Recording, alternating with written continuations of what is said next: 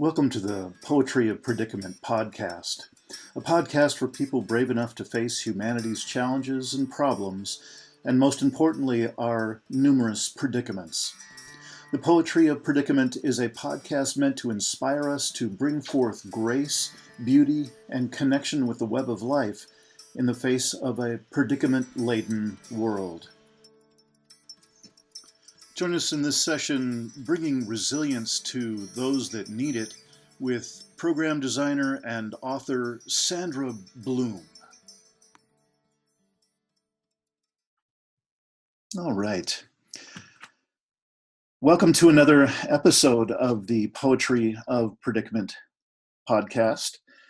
Very pleased to be speaking with someone that I had the pleasure of meeting very briefly last, I believe it was November, in Portland in a regional conference for an association that has to do with transformational resilience and bringing resilience skills to communities, organizations, agencies across the United States and around the world.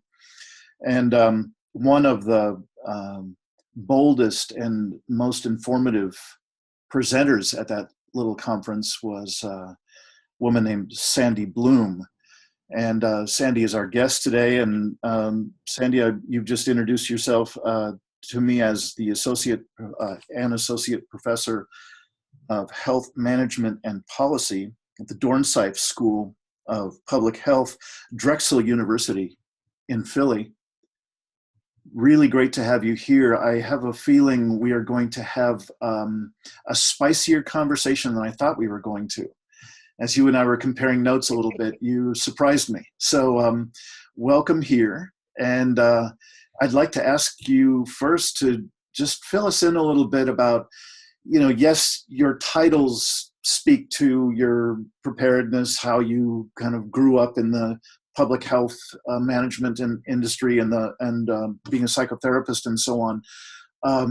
How has that evolved to get you so involved with this notion of resilience training and offering what appear to me to be some of the most potent and accessible tools that people can learn in real time in their communities as large-scale stressors are coming at us. So, Sandy Bloom, welcome. Thank you very much. It's a pleasure to be with you. I got started really down this path that I'm on now, all the way back in 1985. Some friends and I had started an inpatient acute care psychiatric unit in a general hospital. And around 1980, and around 1985, we started to recognize, just happenstance really. I mean, I don't know if we started listening to people differently or why it happened when it did, but we started to recognize that most of the people that we were treating for a wide variety of mental health problems had actually been traumatized as children.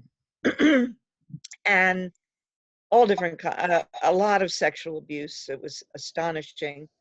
And we had not learned anything about what that really meant or what we were supposed to do about that. So from 1985 to 1991, we really worked on figuring out what that meant. And at the time, there was no such thing as trauma-informed anything, and there wasn't that much literature yet. So we had to find it out from the interaction with our patients. And one of the things that I think amazed us as we learned what people had been through as children in, the richest, most resourced country in the history of humanity,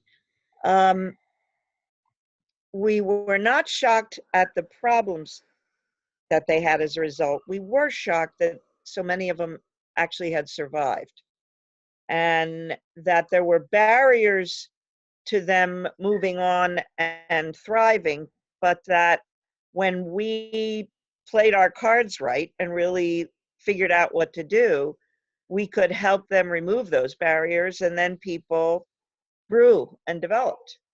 And that was shocking. Some people didn't. Some people were so wounded so early and had gone down a trajectory so destructive and self-destructive that there didn't seem to be, we didn't know what to do. But we did learn a lot. And in 1991, we moved our program and called ourselves the Sanctuary. And we had that program from 1991 until 2001, so for 10 years, in 3 different places. We called it the Sanctuary, and it was the Sanctuary model we were using. And it was really to try to address the question of, what do you do with the context? If you assume that most people have been really hurt and injured, often beginning during critical developmental periods, what then is the relational context within which healing and recovery are more likely to happen? So that became our dominant question. And because we were acute care, we treated thousands of people with every conceivable kind of trauma. As we were started out in the distant suburbs, moved closer and closer to into the city, we were not just encountering middle class people who had been hurt as children.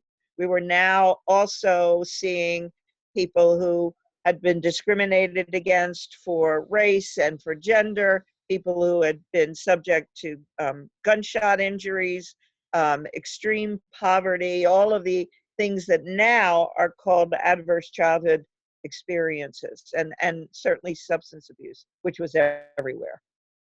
And growing up with substance abuse. So we learned a lot about that, and we learned about what it took to create a context. And people got better. People did amazing things with their lives, even though they were so significantly wounded and had been really, and it was a real paradigm shift for us from thinking about people as sick or bad, which is, the mental health system and the criminal justice system. People are sick over here, they're bad over here. And our conclusion was, it isn't about that. It's really about injuries that you can do to people cradle to grave. But at the same time as we were learning all that, and it was really effective, and the tools that you were referring to that we developed came out of that time period because they worked for our patients. At the same time, we were having to move and reinvent ourselves over and over and over again because of changes in the larger social context and of managed care and mental health treatment, and how it was being forced to change, not for the most part, not for the better. More and more emphasis on using drugs, not psychotherapy, all of that people know about. And we kept moving, and finally in 2001 we decided to close the program because I was really afraid somebody was going to die if we didn't, because the staffing allowance for staffing had gone down so low that the work that we were doing you could do with relatively little staff in a short period of time, but you still had to have people, had to have relationships. So in that process, I was undergoing a transformation. So, and I think I was really coming to terms with a very hard thing for me to come to terms with. I had started out in mental health treatment when I was about 18 as a mental health tech in a inner city psych unit. Oh, really? First as a secretary, then as a mental health. And so I'd been doing it for a long time. And the idea that I hadn't learned anything about any of this, and that actually pretty much every problem I had been treating for all of those years had at one point in time been preventable if there wasn't something profoundly wrong with our culture. And that's the underpinning for the move from clinical work to public health work, is that I came to recognize that this was, I got more and more involved as an activist, and became to realize that this is a huge public health problem, and the society is in massive denial. And I saw the denial over and over again. There was massive denial about physical abuse of children, and then about sexual abuse of children, and then emotional abuse, and then sexual assault, and we're finally beginning to touch on sexual harassment, but social denial is incredible. And then we get to climate change. So I learned about the impact of climate because the traumatic stress field that really didn't get off the ground until the mid 1980s did a lot of the early studies on the impact of disasters. And so that was part of that immersion in what was available in terms of knowledge at the time about traumatic stress was from the Holocaust and from the disaster work that was just coming in. Mm-hmm. And so I came to, because of all this, I developed the sanctuary model. We started applying it to, I wrote about it, word got out. Children's programs wanted to apply it in residential care for kids,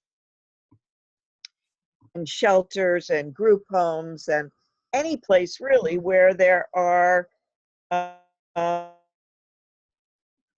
staff who need to create a healthier environment within which people can heal. Schools, anywhere, because trauma survivors are everywhere. And we've spread that out. There are hundreds of programs now that use the sanctuary model, and I've written 3 books about it, and lots of chapters. And if anybody wants to, the website is sanctuaryweb.com, and a lot of the material is just downloadable from that site. And then I met Bob Dopelt. And Bob asked me to come to a meeting around what he was doing, which was the work around transformational resilience. And I had managed to keep myself in denial about climate change because it was, and it was pretty conscious. It wasn't really unconscious. It was pretty conscious denial about, well, that is just more than I can handle. I don't know what I don't know what, I mean, other than recycling, I don't know what to do about that. And it just is so damn scary and depressing. Yeah. And then Bob I felt like he roped me in, and he was so genuine and real and worried and engaging and committed and passionate that I was embarrassed. I felt ashamed that I was staying in a very near bubble, very near to everything I had been doing and studying and working with for 30 years. And so Bob punctured my bubble. And that's why I've met you. I've been at his conferences because I think Bob's vision is that the sanctuary concepts could help inform whole traumatized communities. And that they are things that people can do, particularly, well, as individuals, but also as whole groups. to try to counteract the pretty inevitable post-traumatic impact of what's coming.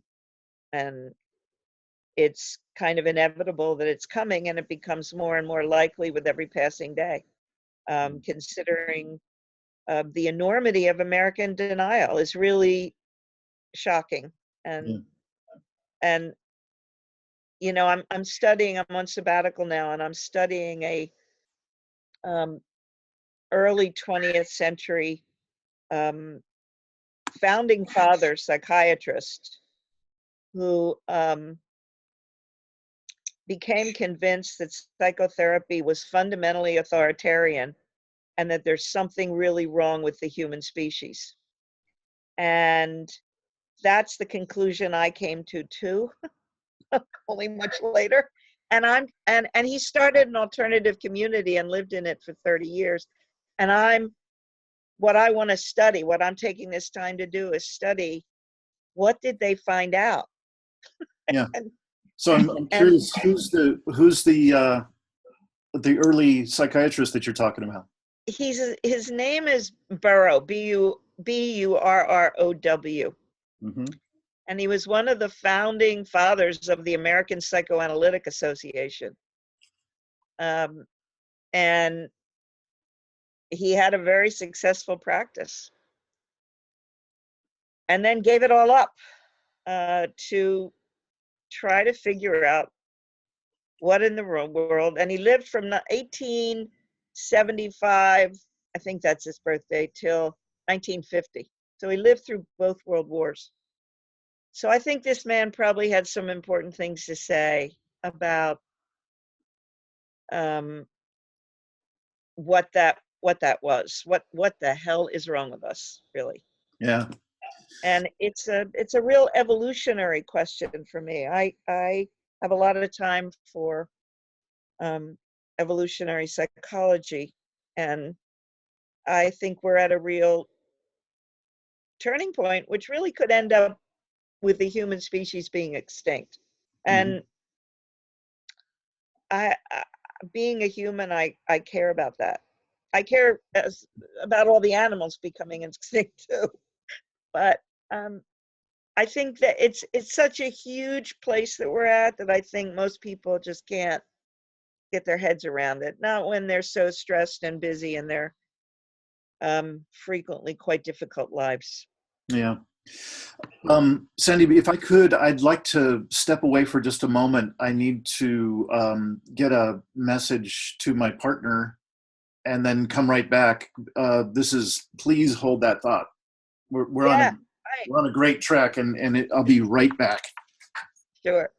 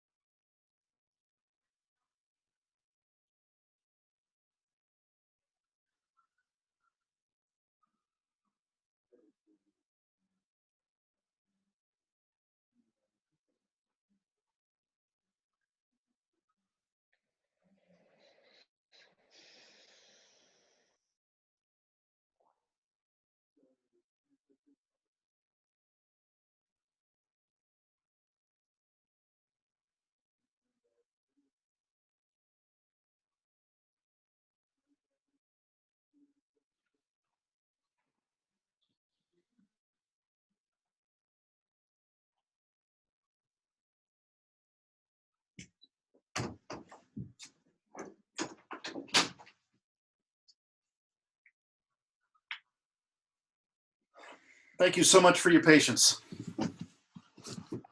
Problem.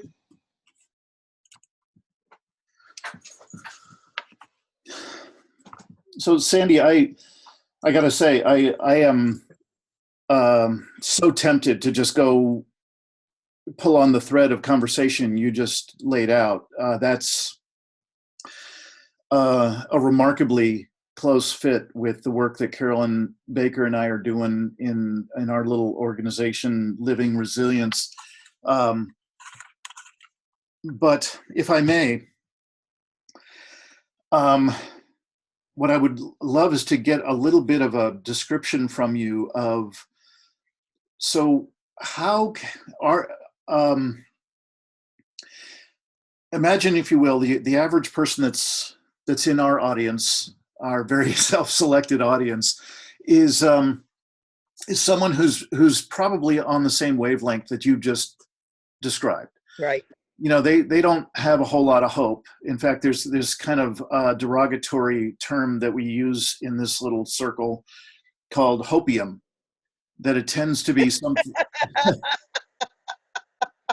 Yeah, Yeah, I love it. it Yeah, tends to be something that exactly. is that promotes willful ignorance and or denial, or just plain being able to spiritually bypass just about anything we need to be paying attention to and You call it. know, that that's precisely, I wasn't gonna say this, but I will to you.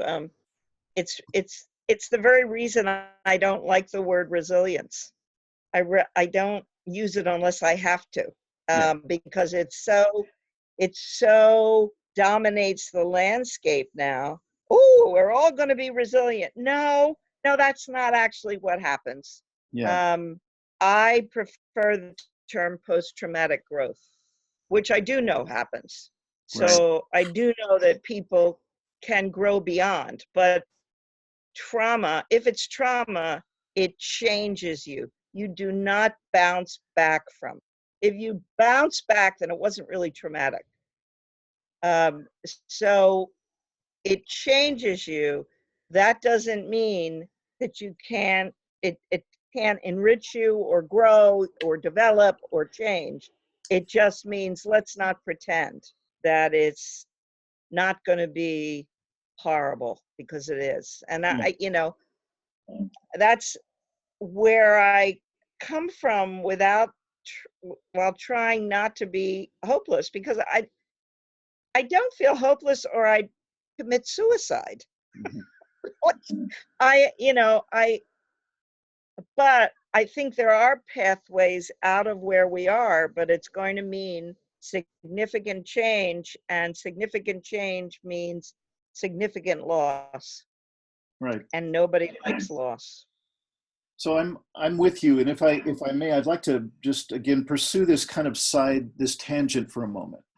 If you could speak to these folks that are our listeners, our viewers, and all of us are doing the best we can to expand our capacities for what's coming, and to build up our inner toolkits to be able to be as present as possible in the face of whatever might be coming down the pike.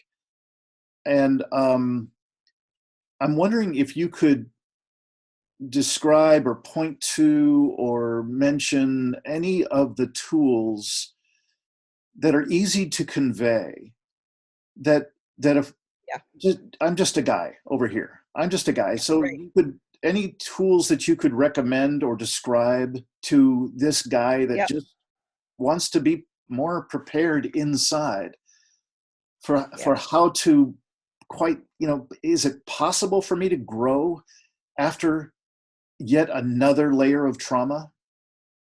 Right. So if that's a clear question, I would love anything you'd like to say about that.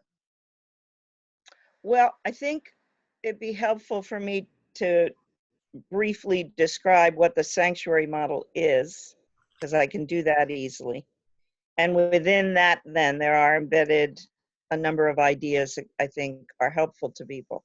So there are, it's an organizational approach. So it is an approach for a whole group of people, and the group can include a family. but it's got 4 pillars.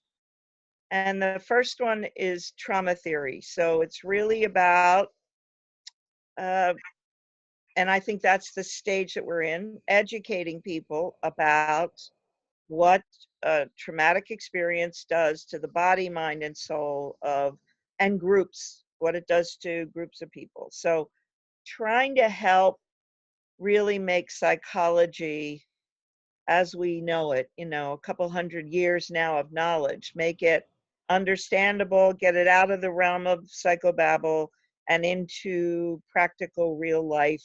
This is what happens, this is what you feel, this is what's going on in your body, this is what's going on in your brain. This is what people struggle with at a meaning level. So that's the first pillar. The second pillar is a value system that we call the sanctuary commitments. And our experience has been that a whole group of people need to agree on what values are going to be their underpinning. And then they're going to have to do their best to hold themselves accountable to those values. And that is really challenging. It's been challenging for as long as we know of recorded history. So lots of really good values, and not such good compliance with the values. But our values are commitment to nonviolence. So in Sanctuary, we define violence very broadly to include physical, psychological, social, and moral forms of violence. And therefore, safety means physical, psychological, social, and moral safety. That's the first commitment. The second is a commitment to emotional intelligence and everything that goes on with EI. Really valuing all that we understand now about how emotions work and what they're for, and where they go wrong. The third commitment is a commitment to social learning, which means it relates in the business world to the work around a learning organization. It's about learning together and constantly using the conflicts that we get into as people as a source of learning. That there's always something new to learn. The fourth commitment is to open communication. And that's really understanding the complexity of human communication in a dual and in a group. It's really complicated and we often miscommunicate. So really committing to open communication and that secrets make us sick. The fifth commitment is to social responsibility, and that's really the whole issue of social justice and fair play. And the sixth is a commitment to democracy, and that's because it's the best thing that humans have come up with to reduce the abuse of power. And all trauma is about the abuse of power. And the seventh commitment is a commitment to growth and change. And that's encompasses two very big areas, recovery and healing and what it takes, but also loss. And that in order to grow and change, inevitably, you're going to have to give up something. And that means loss is an ever-present reality for human beings. So those are the values. And the third pillar, then, those are called the sanctuary commitments. They're not in any specific order. It means everybody in a group, from the board of directors to the clients that are served, everybody has to buy into those values and struggle with them, struggle in a ongoing way. The third pillar we call self. And SELF stands for safety, emotions, loss, and future. And self is a way of organizing chaos. So you can take any problem, any issue, and you're overwhelmed by it, and you start looking at what are the safety issues, what are the emotions aroused, and how are we going to manage them, what are we going to have to give up to change, and F stands for future. Why should we change? What's the future we want to get to? You might start with, and often people do start with, the future. Where do we want to get to? What are we going to have to give up? What are we feeling about that? And how are we got to make it safer for ourselves and each other in order to do that? It's a amazingly powerful tool because it gives you the first step in organizing and chunking out even enormous problems. And that future piece, that F part, is what is sadly lacking in any conversation I hear. Right. There's no, where are we trying to get to? So how the hell are we going to get there if we don't have a vision of where we're going? We'll get back to that. The fourth pillar is a toolkit. So it's tools to actually, in practice on the ground, implement this. So it's things like a safety plan and the ways in which self gets used, and um, something we call a red flag review, which is dropping a red flag on the field when there's a problem, stopping the action and getting the people involved to do conflict management. Basically, we use self to do that. Self-care plans around, what are we doing to take care of the only tool that we have, which is ourselves, things like that. So that's a brief, kind of brief summary of what the sanctuary model is. Sandy, can I ask you to go back to the self model and say just a little bit more about L and what that stands for, and how it holds its place in the four dimensions of that? Yeah, we learned this from our patients, and we came to the L part probably last. We didn't fully appreciate how important loss is just a major dynamic issue for human beings. And there's losses that are already experienced, right? That people have never, if you have not learned how to manage emotions, or if loss that is presently happening is so overwhelming, so think of climate change and a big flood or fire,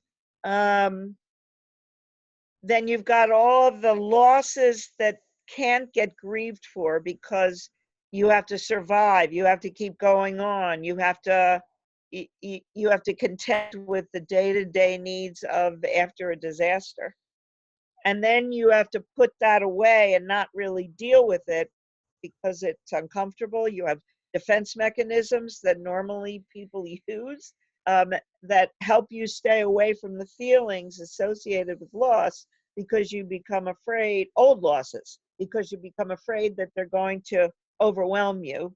So there's that piece of it. And then there's the anticipatory loss. So all change, if there's change, it means that something's been given up. And you have to give up things before you get anything, any goal that you want to achieve. So think about just normal things. If you decide to go get a college degree and you don't have one, and you decide to go get one, you do that because you anticipate that it will bring you benefit in the future. But in order to get that benefit, you have to give up a lot. You have to give up your existing way of life. You have to give up money, you have to give up time, you have to give up friends, you have to give up a lot to do a college degree. And so you have to sustain the loss before you get the benefit. And that's true, basic rule of life, all change. And that's a big reason underpinning why we don't want to deal with these issues, is that it means loss. Right. And there's tremendous denial about how much loss is going to be necessitated by change. Got it. And the way you see the way you can diagnose that loss is an unresolved issue is repetition. So it's called reenactment. And it's traumatic reenactment. Hallmark sign of trauma is traumatic reenactment. But it's actually a hallmark of life, unresolved loss everywhere. So instead of dealing with those issues, we'll just keep saying the same shit over and over again, doing the same things over and over again, and pretending that they're effective when they're not. They're only effective at treading water, but we can't get anywhere. Got it. And you know what I could say is our orientation, I think, lives somewhere between in the self model, between the expanded awareness of and facility with emotions and loss, and the word that where we tend to land an awful lot is the expression of grief and the relationship with grief in life. I think it's almost a complete overlap with what you've just described, just from a different set of words and slightly different orientation. Yeah. Well, you know, when we first started, this acronym was called SAGE, and it stood for Safety, Affect Management, Grieving, and Emancipation. And when we started working with people working with children, those words were too big. Right. So we changed it to Safety, Emotions, Loss, and Future. I love it. And it's worked. I love it. Yeah. So I appreciate you laying out these elements. And I'm wondering if you would take it to, remember, you're just talking to a guy over here who wants to expand his inner toolkit. How might these things show up with perhaps me? And I'm trying to put a few of these pieces into place in my own family, my own extended family. We meet together and we all on the same page. We'd like to grow together a little bit. And then also for me in my day-to-day life, I'm a busy guy. I've got a stressful job, a lot of stuff going on. Are there any skills, any tools, exercises that I could take on that would help me move in the direction you're pointing in? The simplest one and often the most helpful, we call a safety plan.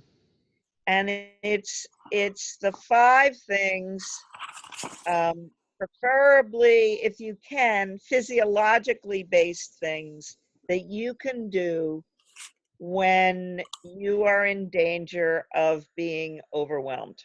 So it's a process that people go through to figure out, all right, what situations do I get in that will trigger a response that I don't want to have, a response that creates more problems for me. Yeah.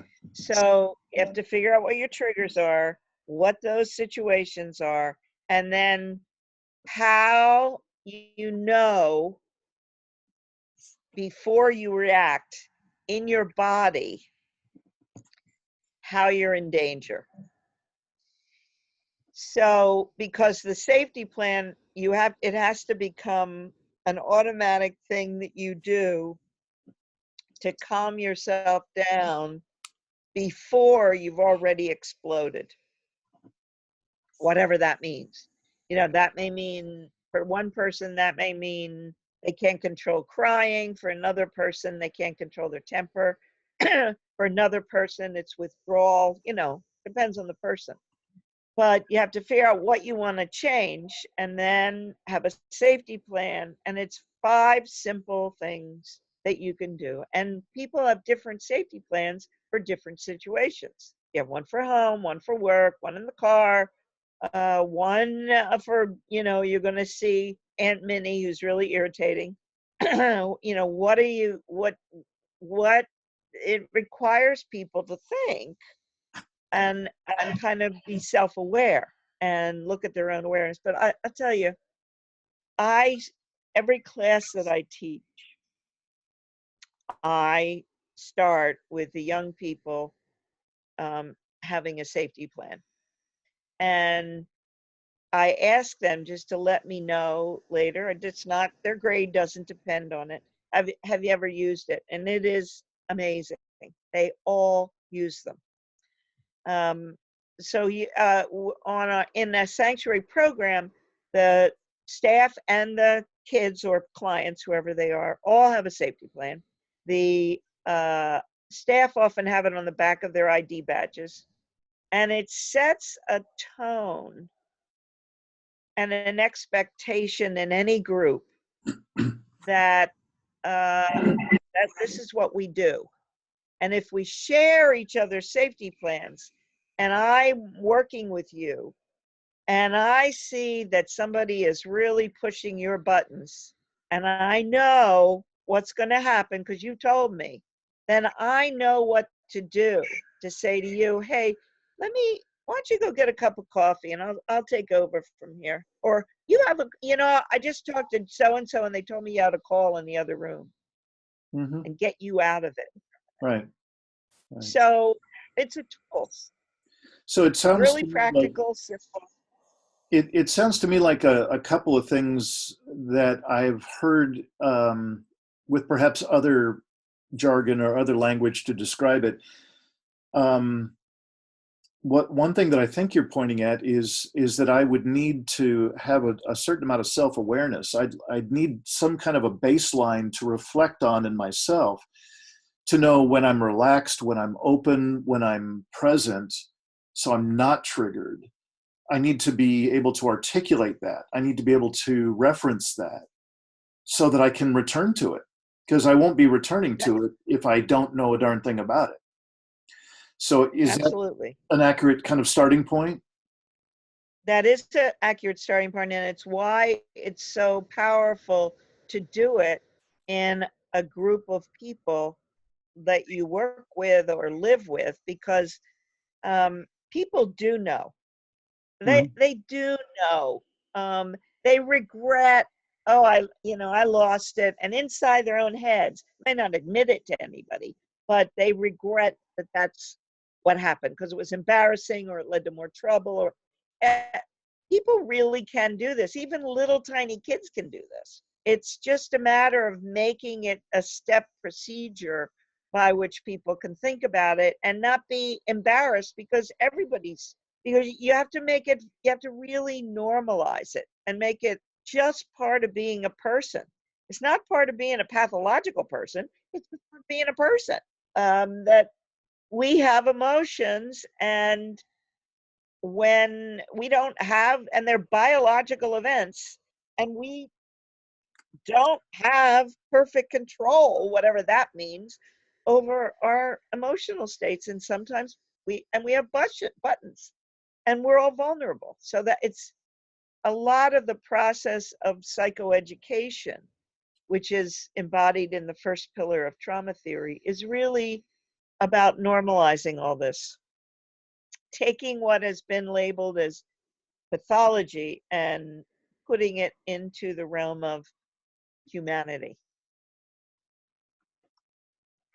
Got it.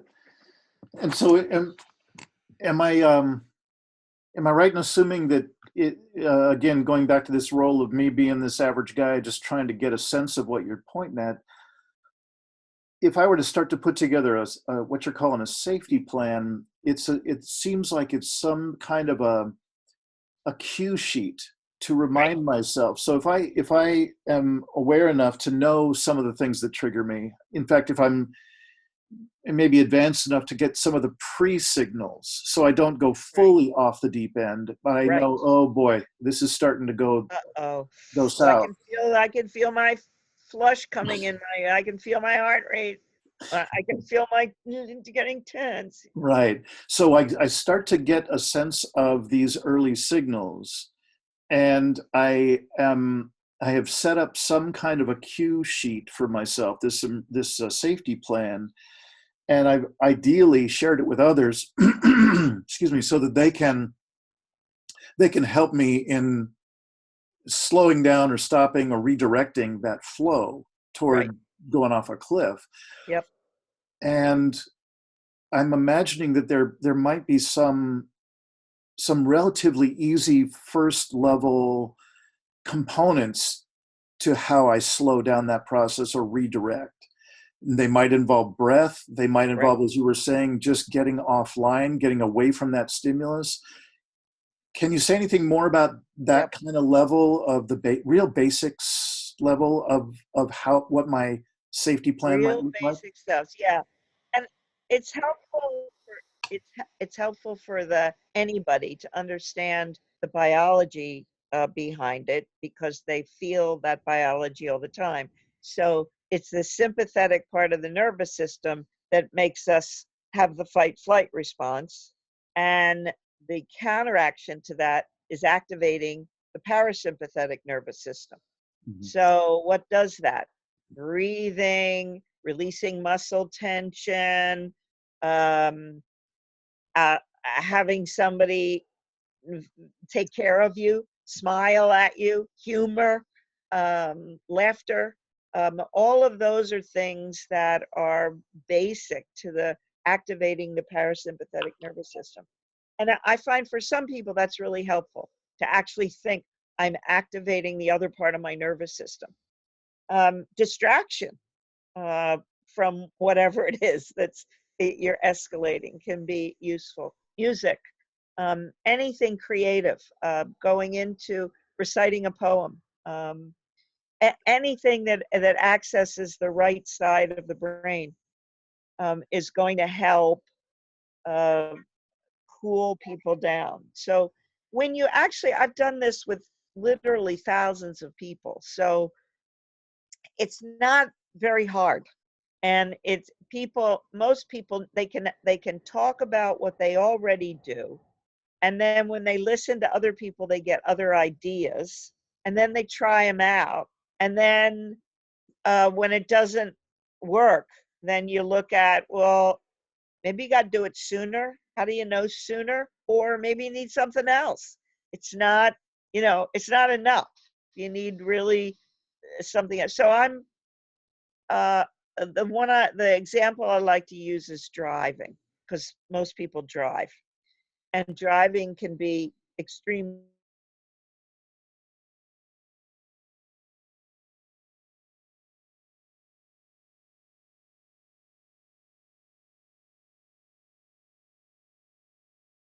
Hmm. I let me just stop you for a sec. Sandy, just as you were talking about driving, you started to freeze a bit, and I'm not sure if it's your Freeze. Yeah, connection or mine, my but one way or another, we've got a little bandwidth stuff going on. It seems like you're back in a good yeah, I think way. it's mine. Would you mind Okay. starting with whatever you were saying about driving No, again? I'll be happy to. Okay. So driving is a useful example because everybody has to do it. Um, and everybody has those really scary, irritating moments. They can be irritating, which is, one level of emotion. And then there's the real terror of having to slam on your brakes and not being able then to calm down. So, and many people have had car accidents. I totaled a car. So I am quite aware that when I get into a car, I'm not having a panic attack, but I know I'm not really relaxed. And you don't want to be too relaxed when you're driving a car, right? So I know my level of tension is elevated. So it doesn't take much for some idiot to come across a green light while I'm moving through a green light, and I just slam on my brakes, and then I am enraged. So what I do is music doesn't calm me. Music often gets me like charged up rather than calm down. So what I have Sirius radio in my car, and I listen to the comedy channels, and it makes me laugh, and Mhm. I stay in a place so that even when something happens, I'm not quite as elevated, so that then I can invoke my safety plan and do my breathing and do my, a puzzle in my head, anything that will get me back into an okay state. So I'm not a dangerous driver. You know, everybody has things like that. They've just not necessarily deliberately thought about it as a safety plan. Mhm. And that's what makes it a tool. It's just really kind of putting into a methodology something that people can really easily access. I got it. One thing I can see is that you and I could carry on this conversation for literally hours. I am so thrilled. You're like a walking gold mine of this conversation. I so appreciate it. I'm wondering if you could point us in the direction of either of both. Any of your books that you think would be useful at the level that I've been describing. Just an average person, perhaps they've got a small support group that they can start to cultivate some stuff with. That is a more or less a guidebook toward how, what sort of exercises, what sort of skill sets might be built out, and again, both from your body of work and then any others that you found very, very useful at a basic level. Um, the book, I think, the book people seem to like of mine the best is my original book called Creating Sanctuary. But the one that has the most detail about all of this is the third book, and it's called Restoring Sanctuary. And it's co-authored with a colleague of mine named Brian Farraher. And that book is about all of the work about creating the training for people. So it's framed around the 7 commitments, and we Yeah. detail and there's a lot on my website that just describes all of this. Great. Is there are there any other authors out there that you feel good about, that you think do a good job of putting out useful elements, exercises, skills sets, and so on? I think, yeah, I just, most of what I know is for clinicians, Hmm. not necessarily for, just regular people. There's some good material from Kathy Steele and her colleagues around the skills for people who dissociate. Um,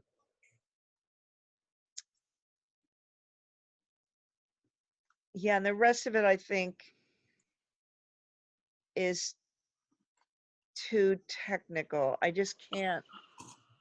There's lots of people who have written about trauma, but I can't think of off the top of my head. There probably are, but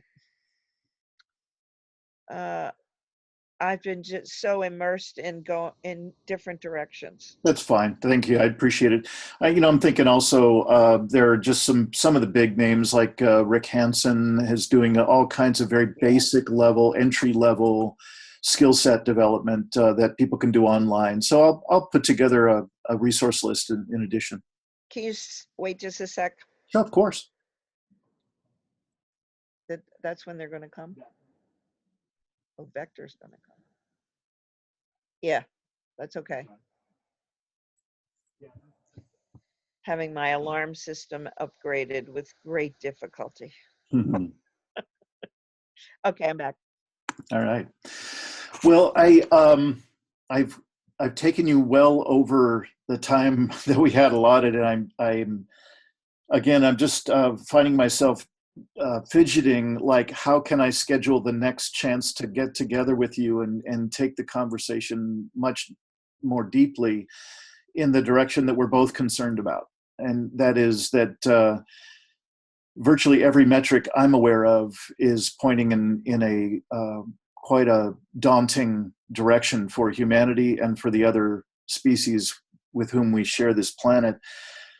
And to me, that's an indicator of really what needs to happen with this type of conversation is allow it to deepen and broaden and bring our best creative juices to it, with hearts intentionally cracked open to bring the deepest expression of humanity we can muster.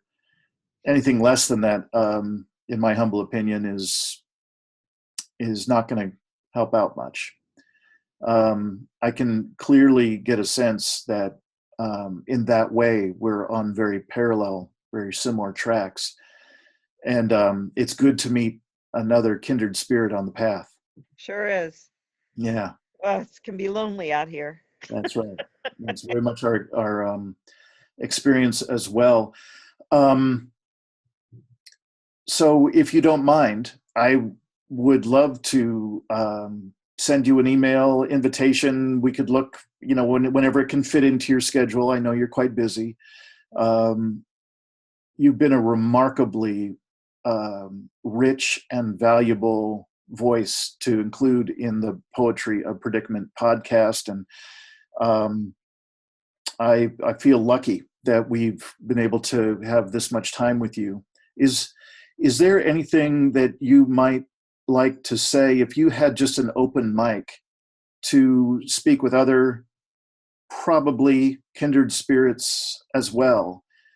Is there anything that you could offer from your? Well, I would encourage those kindred spirits to do their best to articulate a vision of getting out of this mess. Um, of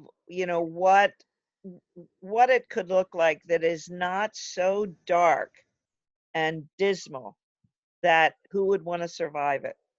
um, I guess that's what I'm looking for. Something realistic, but potentially possible. What could that? And I think at every level. I mean, where I get hung up often is the economics. How do we have a survivable economic system that works, um, but that is very different and how do we get there from here? Mhm. And not just the economics, of course, but on how do we break through the social denial. I just think it's really key. I think that there's probably a whole lot of other people, not unlike you and I, who've had this dreadful awakening, right? That are ready to go there, but not if it's a dystopia. Um, so, how do what's that look like? So I guess that's what, and I want to, this doesn't have to be in the podcast, but I did want to tell you about you know who Arthur C. Clarke is? Yes. They did a 3-part series of Childhood's End, and I just watched it last week. I would love it if you watched it, because I need somebody to watch it and see what your response is. It's very powerful, uh, and very relevant, I think, to what Arthur C. Clarke was wrestling with in his head when he wrote that book. And will I find that on Netflix? I think it's either Netflix or Amazon. Got I'm it. not sure where we got it, but it's And it's a long, I mean, it's like each segment's like an hour and a half. So it's more than a movie.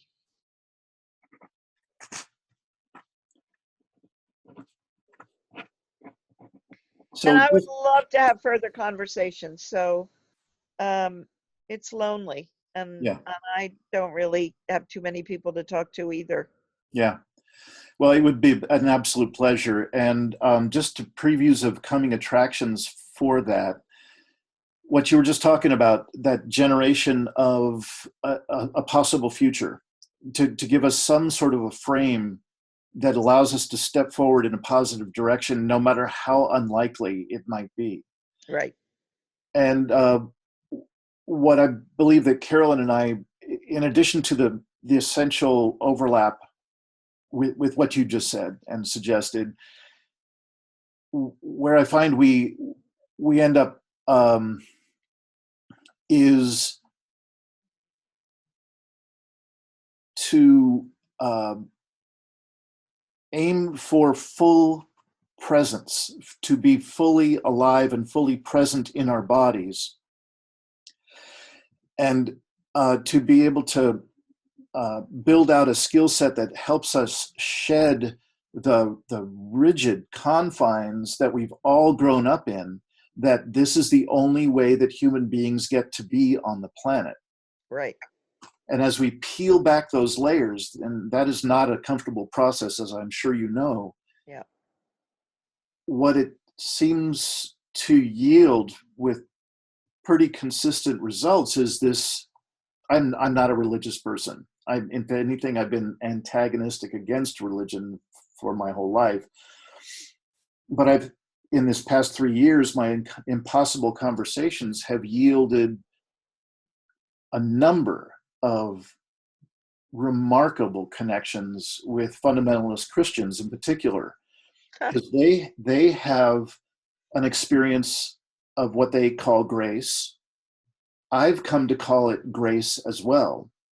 And so we can come from these entirely different universes, and we can overlap in this remarkably transpersonal and beautiful place that we both call grace. And there is nothing but we're doing an online summit about this very topic starting next week. And we have a remarkable guest named Philip Shepard, who is a guy who works on embodiment, extraordinary work on embodiment. I'd recommend him highly. And what he and I ended up talking about in the pre-recording of that summit was that when our hearts are cracked open in that way, when we have access to that, to grace, we tend to be fully embodied and out of our head and into other organs of perception where we can call home. We can have that kind of fully regulated optimal state going on. And it seems like that's consistent with this stuff called grace. Yeah, that's what that, this is my long way of looping around to the whole notion of, with or without a sense of vision that is likely, that we can actually attain. There's this sense of service to life that shows up like a little seedling in the middle of that experience of grace. And all of a sudden, people who are extraordinarily different from one another, if they've had even a moment of that grace, they find themselves equally interested in being an activist. Right. And whereas before it was like that was the last thing on their mind. Right. So I have a feeling it really is about saving life. Yes. Yes, it is. Yeah. I'm gonna cry if I keep doing that. Wouldn't be a bad thing. Yeah. As one of my heroes, Francis Weller, says, your tears are welcome here. So Sandy Bloom, I just want to thank you so much for spending time with me and with us here. And I look forward to whenever it is we get our next chance to speak. It's been really wonderful. Great. Have a great weekend. And you have to root for the Eagles. Okay. I'll keep that in mind. Thanks. Okay, thanks. Thanks for watching another episode of the Poetry of Predicament podcast, produced by Dean Walker and the Living Resilience Alliance, www.livingresilience.net. Music today from Michael Hedges, as always, and also Port Blue Into the Sea. You may want to check out our sister podcasts, the new Lifeboat Hour with Carolyn Baker on Podbean and at carolynbaker.net. Also, the Impossible Conversation podcast, another channel on YouTube. Thanks so much for joining us. Join us again later for another episode of the Poetry of Predicament.